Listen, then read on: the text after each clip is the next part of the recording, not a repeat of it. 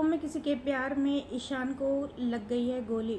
ईशान पहुंच गया है हॉस्पिटल। दोस्तों, हम आपको बता दें कि भंवर पाटिल ने सभी लोगों को कॉलेज के अंदर अपने अंडर में कर रखा है। सभी पर कड़ी नजरें जमा कर बैठा हुआ है। तभी अचानक से वहां पर लाइट चली जाती है और भंवर को गुस्सा आ जाता है। गुस्से में वो गोली चला देता है, जो गोली सीधा ईशान के सीने पर जाकर लगती है। ईशान वही बेहोश हो जाता है। ईशान को हॉस्पिटल ले जाया जाता है। ईशान को इस हालत में देखकर सभी का रो रो कर बुरा हाल हो जाता है। वहीं सभी घर वाले सभी पर बरस जाते हैं और कहते हैं कि सभी, ये सिर्फ तुम्हारी वजह से हुआ है। आज तुम्हारी वजह से ईशान की जान खतरे में आ गई है। अगर तुम चुपचाप भंवर पाटिल से शादी कर लेती तो आज हमारे ईशान को ये दिन देखना ना पड़ता।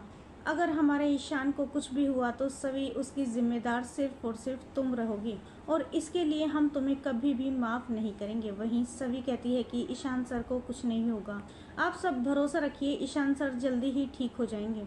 भंवर पाटिल सभी से कहता है, सभी तुम यहाँ ईशान के पास हॉस्पिटल में क्या कर रही हो? आज हमारी शादी है, हमें शादी करनी है, तुम यहाँ से चलो। तभी सभी कहती है, नहीं, मैं ईशान सर को इस हालत में अकेला छोड़कर कहीं भी नहीं जाऊंगी।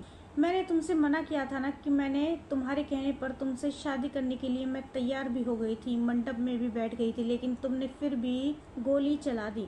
आखिर तुमने ऐसा क्यों किया? तुमने ईशान सर के ऊपर गोली क्यों चलाई थी? तभी भंवर पाटिल कहता है, सभी मैंने गोली ईशान के ऊपर नहीं चलाई थी। अंधेरे में मुझे पता ही नहीं चला था कि सामने कौन खड़ा है। मैंने तो गुस्से में बस ऐसे ही गोली चलाई और वो गोली ईशान को लग गई। मेरा यकीन करो, मैंने जानबूझ के ईशान को नहीं मारा है। तुमने मुझसे पहले ही कह दिया था ना, तुम मुझसे शादी करने को तैयार हो तो मैं सबकी जान बख्श दूंगा। फिर मैं किसी को कैसे मार सकता था? इसलिए मेरा यकीन करो, मेरा ईशान को मारने का कोई इरादा नहीं था। सभी कहते हैं, लेकिन अब गोली तो लग चुकी है भंवर पाटिल, मैं तुमसे शादी नहीं करने वाली। अब भूल जाओ, छोड़ दो मुझसे शादी करने के सपने। और जब तक ईशान सर बिल्कुल पूरी तरह से ठीक नहीं हो जाएंगे तब तक मैं हॉस्पिटल से कहीं नहीं जाऊंगी, यहीं इन्हीं के पास रहूंगी। वहीं रीवा भी सभी पर भड़कती हुई कहती है कि सभी, तुम्हें यहाँ रुकने की कोई ज़रूरत नहीं है, क्योंकि ईशान के पास मैं हूँ। आज ईशान की ये हालत सिर्फ और सिर्फ तुम्हारी वजह से है, इसलिए तुम्हारा साया भी मैं ईशान के ऊपर नहीं पड़ने दूंगी।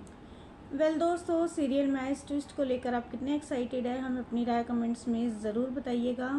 और नहीं किया है चैनल को सब्सक्राइब तो जल्दी से कर ले, जिससे सीरियल से जुड़ी सारी अपडेट हम आप तक लेकर पहुँचे सबसे पहले।